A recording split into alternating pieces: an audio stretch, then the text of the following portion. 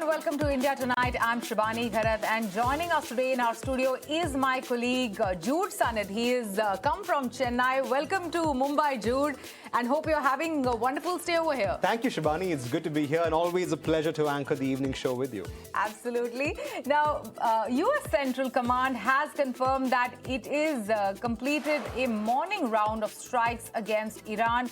CENTCOM, in fact, launched precision munitions against coastal defense system and cruise missile storage and launch sites on Greater Turn Island during 90-minute wave.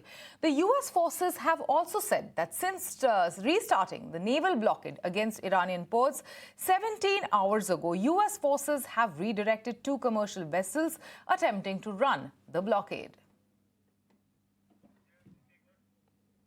And meanwhile, on to Wall Street action next. And for an update on how U.S. indices are performing this Wednesday, the S&P 500 gained 0.5%, while the Nasdaq Composite added 0.7%. The Dow Jones Industrial Average 0.6%. Gains have been led by major technology stocks as traders reacted to more data showing inflation could well be cooling.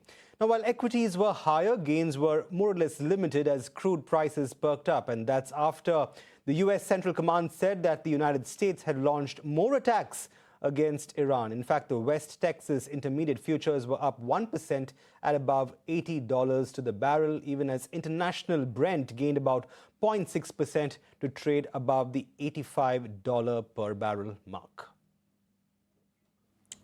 Now, HDFC Life has reported a steady set of numbers for the first quarter. In fact, annual premium equivalent came in higher than estimates, while value of the new business managed to beat expectations. Harsh joins us for the number crunching. Well, yes, HDFC Life's numbers a little bit ahead of what the street was penciling in. The annualized premium equivalent, or the top line equivalent, was expected to grow by about 8% It grew by around 9% or so. So 3,515 crore is where that number has come in at versus 3,500 crore, which was what was penciled in basis what we at ET Now were penciling in. In terms of the VNB, or basically the margin equivalent number, value of new business, the profitable business underwritten, was around 879 crore, which was also a 9% growth, and compared to APE also largely in line. The VNB number absolute was expected to come in at 850 crore, and therefore the VNB margin number was expected to come in around 24.3%. The margin number came in slightly ahead of estimates at around 25%. Net, it was a slightly positive set of numbers versus what was expected. Top line growth slightly ahead, maybe 0.5% thereabouts ahead of what we were penciling in. Margins also slightly ahead, and value of new business around 3.5% higher than what was penciled in. So broadly, that's how we're looking at the numbers. Right, let's shift focus closer home then and take a look at how the markets here have fared. The Nifty closed near the 24,080 marker, falling over 130 points from the day's high, even as broader markets have surged through most part of the day. In fact, metals and IT stocks came under pressure, while PSU banks and consumer durables surged in trade. The top Nifty gainers include Ultratech Cement and Eternal. In fact, my colleague Snehi is here for more from markets. Well, yes, it's been a range-bound day of trade once again for the Nifty. We've just ended higher above the 24,000 mark, 24,080. Thereabouts, to be very precise, when it comes to the index. At one point, we were even higher, even above the 24,200 mark, but we fizzled off all of those gains. Nonetheless, managed to end with an uptick of just 0.1% on the Nifty, 0.2% higher on the Sensex. It's been a 160-point move on that index. On the flip side, Nifty Bank, we've seen better moves coming in over there, 0.6% higher. For the Nifty Bank, you've got good moves coming in from the broader end to about 0.5% to 0.7% higher on both the Nifty mid-cap and small-cap. So that is largely what the index level moves have been on Wednesday. Shifting focus to some sectoral moves then, while you've got PSU banks, Nifty Oil and Gas, Nifty Finance, Bank, Energy and Auto doing well, with Nifty PSU banks outshining the rest of the market, being the top sectoral gainer, with names like Bank of India, Central Bank, SBI, Union Bank, PNB, all of them doing bank. Remember, Union Bank is also an earnings candidate candidate. On the flip side, you've seen some pressure coming in on some sectors like IT that was under pressure. You've got metals that have been under pressure, and some of the defensive names also. Pharma has been absolutely flat. So that is what largely the tilt of the market has been. Within the IT pack, you've got Infosys, Wipro, Emphasis, Persistent, TCS. All of them have been under pressure. Now, if I take a look at the broader end of the market, you've seen the biggest casualty of the day play out on Patanjali. It's been a 15% cut on that one. Tata Elxsi, on the back of weaker than expected earnings, was lower by 4.5%. Physicswala, JSW Infra, these were some of the biggest losers from the Nifty 500. On the flip side, Nuvoco Vistas for a second straight day on strong earnings and bullish brokerage view did well. You've got Gabriel, Aether, Aegis Logistics, L&T, Grow. Grow was an earnings candidate, solid set of numbers, so that stock also did well. And that is largely what the advance decline ratio was looking like, slightly in the favor of the advances from the Nifty 500. Lastly, the biggest highlight of the trading day was towards the end of the day, we did see the cabinet announcements coming in, big announcements coming in for Indian mobile manufacturing, semiconductors as well as urea. So fertilizer as a pack was also in focus, and some of the stocks belonging to these three sectors saw mild uptick towards the end of trade. All in all, it's been a decent day of trade, nothing too exciting. We've been largely range bound, but we've managed to shut shop above the 24,000 mark. Now, India-UK FTA comes into effect today, unlocking duty-free access for Indian exports. The new trade pact offers significant export chances for manufacturers, lowering tariffs and benefiting sectors like textiles, leather and processed foods. My colleague Ashesha joins us with the lowdown. Well, yes, so the India-UK Comprehensive Trade Agreement, which was signed in 2025, somewhere in June or July last year, is all set to come into effect today. That is the 15th of July, 2026. And a whole host of sectors are likely to benefit as a result of that. The trade agreement says that the bilateral trade between UK and India is likely to jump 2 times by 2030. It also means that tariffs on 99% export goods to UK will be cut. India has opened an 89.5% tariff lines for UK into the Indian market, and 24.5% of exports get immediate duty-free access. Those are largely the 4 main benefits across sectors for India as well as the UK market. Let's put the spotlight on a couple of products which get duty-free access in the UK market. Processed food, vegetable oil. We also have transportation and other auto products which are exported. Leather and footwear, electrical machinery. We have textiles. Textile is one big factor and one big sector that will tend to benefit as a result of this. Wood, paper and a couple of other products which will get duty-free access to the UK market. Other than that, we also have base metals, machinery, minerals and a couple of other products which include dairy. Dairy, of course, is a sensitive sector for a market like India, and hence India has safeguarded sensitive sectors like dairy, cereal. We have millets.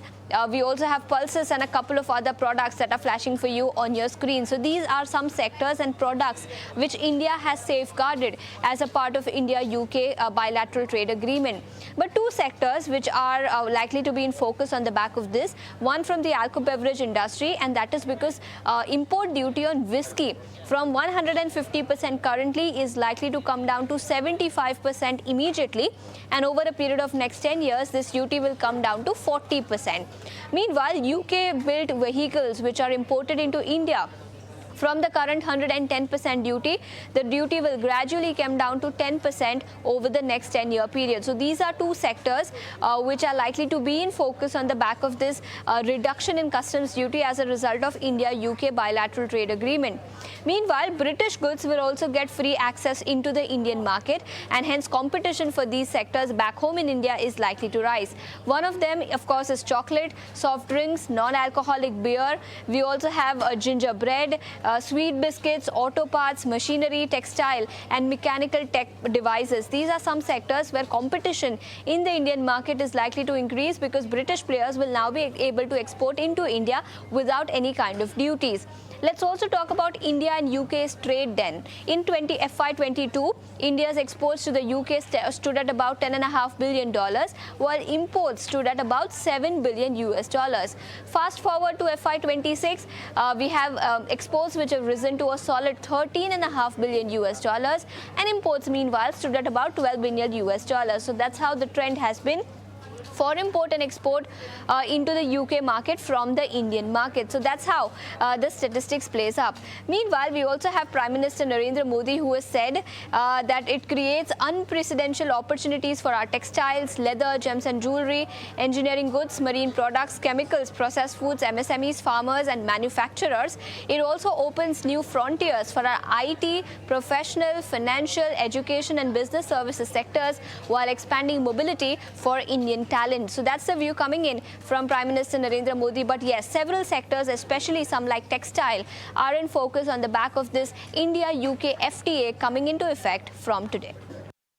And staying with more news from that historic trade deal, on the day when the India-UK Comprehensive Economic Trade Agreement comes into effect, ET now spoke to Commerce Secretary Rajesh Agarwal on the deal and the impact that it could well have on the Indian economy and trade. Let's listen into a slice of that very exclusive conversation.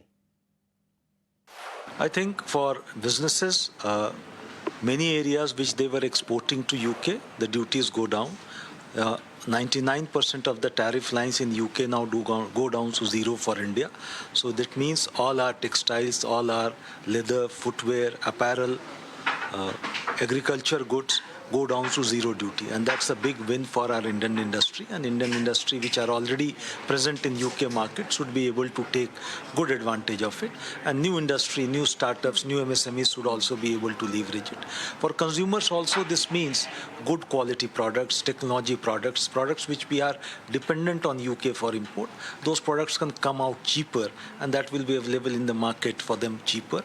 Cars has been a good aspiration. I think many Indians on the who meet me about India-UK SICA keep me asking when the cars will start coming in. Absolutely. Because the aspirational India look for a different quality, different types of cars, and that is also something that they will get in equal measure. So I think it is a win-win from both consumer perspective and also from a very business perspective, which opens up big doors and big opportunities for them. Now, moving on, Union Cabinet has greenlit key projects in the weekly meetings. Cabinet has approved the second edition of the India Semiconductor Mission with an outlay of 1.27 lakh crore rupees. The new edition of the semiconductor program has provisions to incentivize even suppliers of raw material in the chip manufacturing industry, including minerals and gases.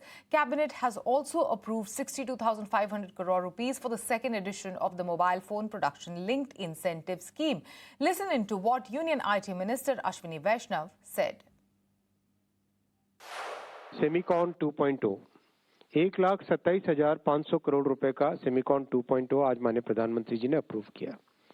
हम सब जानते हैं कि semiconductor industry एक foundational industry है जो कि आज जितनी भी मैन्युफैक्चरिंग होती है, चाहे आपके हाथ में जो मोबाइल फोन है, जो कैमरा है, घर में fridge, TV, AC, scooty, car, train, चाहे मिसाइल्स हो, कुछ भी हो, सब में सेमीकंडक्टर चिप्स लगती है। इसके लिए आज और इलेक्ट्रॉनिक्स अपने आप में बहुत ही एक बड़ा फैक्टर बन के उभरा है, तो इलेक्ट्रॉनिक्स की अब पूरी चेन, वैल्यू चेन अब कवर हो गई। Meanwhile, my colleague Prakash gets us a roundup of the key takeaways from that cabinet meeting and the decisions that were taken. Let's listen in.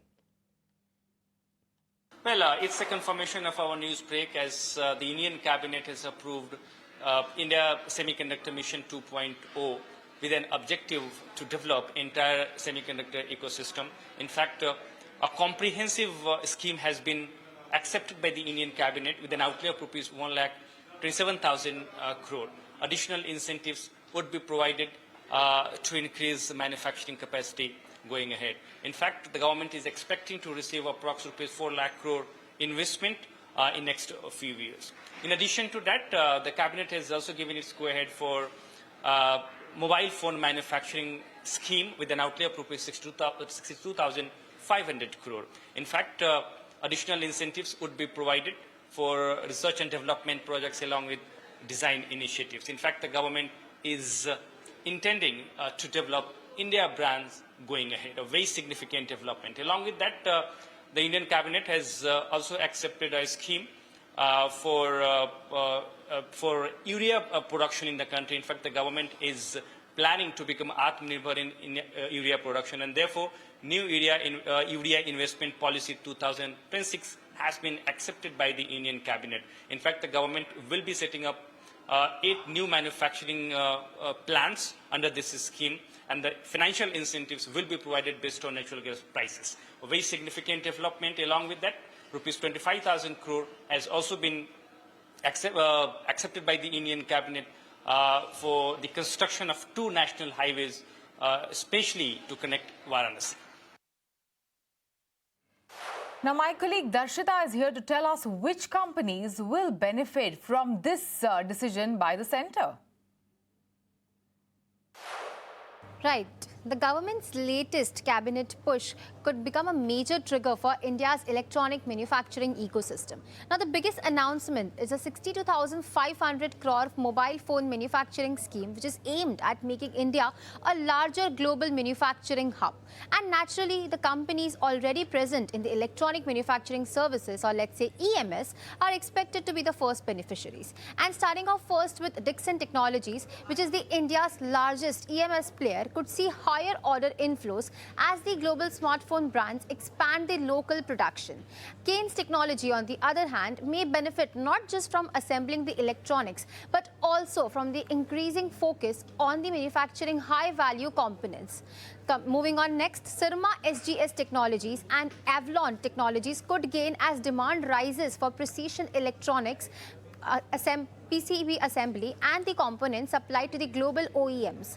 Meanwhile, PG Electroplast could get an opportunity to expand its mobile manufacturing footprint, while Amber Enterprises, through its growing EMS business, stands to benefit from the government's localization push.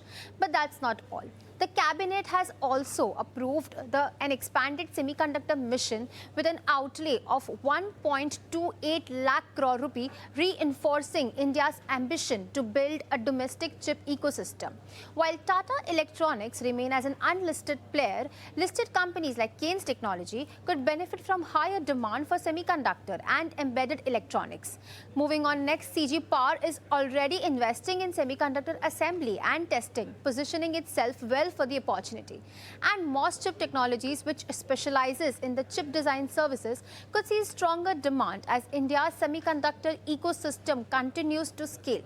So yes, overall these announcements strengthen the long-term investment case for companies across the electronics manufacturing and semiconductor value chain.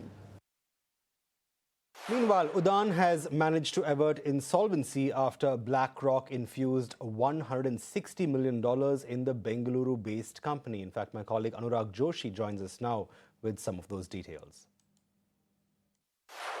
Business-to-business logistics services provider Udaan has averted an insolvency case after securing $160 million of financing. This $160 million of financing has an equity infusion. It will have new debt and also conversion of some of the company's parents' bonds into equity and also extension of those bonds. Udaan was founded in 2016. It's based in Bengaluru. The significant part of this deal is that BlackRock, one of the biggest financial firms in the world, is going to lend $45 million to Udaan through its private credit platform. And this is part of the revamped deal. And the deal will materially strengthen Udaan's balance sheet, according to the company. Now, this entire restructuring and the capital infusion follows an insolvency petition that some of the bondholders had filed before a Singapore court earlier this month. And that followed a default on about $170 million of bond repayments that fell due on June 30. But following this announcement of the financing, those bondholders have withdrawn that insolvency petition. Some of the bond holdings which matured on June 30, they will be converted into equity, whereas the tenor of the rest of the bonds will be extended according to the new terms. The bond was raised by Udaan's parent, Trust Route Internet, which had failed to make good its obligations on June 30. Now, at the curtain raiser of the India Mining Week 2026, Union Minister G. Kishan Reddy has in fact made a pitch for the next generation reforms that will shape the future of the India mining ecosystem. Let's listen in. India Mining Week itself is the curtain raiser of the next generation of reforms that will shape the future of India mining ecosystem of Vikasit Bharat 2047. Friends, at the same time, India Mining Week is also about the bringing the national and global mining community together. Today, the world is facing new geopolitical realities. Supply chains are under pressure. Critical minerals have become a strategic resources, and energy security has emerged as a sharp global priority. Mineral sector rapidly changing the world. No country can build resilient and sustainable mineral supply chains. The future lies in partnerships. Countries with common aspirations must come together to build reliable supply chain that create opportunities for everyone. Shifting focus to politics next, in what might turn out to be a political bouncer for the opposition, speculation is rife that the Sharad Pawar-led NCP is likely to support the NDA's delimitation bill. This after the India Alliance voted against it in just the last parliament session. Now, while reports have emerged of a possible NCP switch, the party's MP Supriya Sule has denied these reports and said that they are firm on the 50% quota issue for delimitation itself. Let's listen in to what the Member of Parliament said. अभी कोई भी bill का प्रस्ताव हमारे यहाँ नहीं आया है, कोई भी चर्चा डिलिमिटेशन के बारे में ना हमने किसी से की है ना किसी ने हमसे की। तो जब बिल आएगा तब हमारा स्टैंड होगा, लेकिन जो भी बिल आएगा हमें विस्तार से इंडिया अलायंस में चर्चा करेंगे। हमारी जो चर्चा हुई थी उसके बारे में मैंने कई लोगों से उसमें चर्चा की थी, तब डीएमके हो, हम हो, सपा हो, 50% के बारे में हम सोचेंगे, ऐसा हमने कहा था अभी जो सत्ता में है उनको, लेकिन वो बिल में नहीं आया, इसलिए वो बिल तो गिर गया। Now, we are approaching an exciting finals week for the FIFA Football World Cup. And in this week, Spain have become the first finalist of the FIFA Football World Cup 2026 after a commanding 2-0 victory over France in the opening semi-final. Led by brilliant Lamine Yamal, La Roja produced a composed and clinical display to book their place in the final. All eyes will be on the second semi-final, where Argentina will take on England tonight. My colleague Shaurya Londe explains the details. Yes, and the first semi-final of the FIFA World Cup is done, and Spain have dominated the game. 2-0 victory over France, and France felt like they had no answers to the Spain team. But scoreline tells you half of the story. Spain controlled the game and dictated the midfield and the tempo and never allowed France to settle. The possession was almost 51-49, but Spain were far better with their ball. If we can look at the stats on the table, let's check out the stats. So it is 51-49 Spain's possession, but the passes that they played were totally better than France's. 87% pass accuracy to 86, and shots on target would be 2 compared to 4s of France, but the 2 targets were the crucial goals that Spain had. So, talking about the next game, it is going to be a big clash, and the winner will face Spain in the final. And the match is going to be between Argentina and England. Interestingly, these two teams have dominated this tournament. They have not lost a single game, though England has a draw. They've played 6 games, 5 wins for England, 6 for Argentina, 13 goals for England and 17 goals for Argentina. So even competition it is going to be, but the contributors for these goals are Jude Bellingham and Lionel Messi, and that is the battles of number 10 that we have to watch out for. So talking about these two players, quite even on the go sheet with 8 goals for Lionel Messi. He's currently topping the Golden Boot charts, and 6 for Jude Bellingham. Assist, there are 2 for Lionel Messi and 1 for Jude Bellingham, but the main thing and the most important data that we have to check into is going to be pass accuracy. 82.4 for Lionel Messi and 81.7 for Jude Bellingham. So quite a battle it is going to be in the semi-finals, and the road to the finals of FIFA World Cup 2026 is set. And with that, it's a wrap on India Tonight from Shibani and myself right here in the studio. We'll be back soon with more news and updates. Keep staying tuned to ET Now.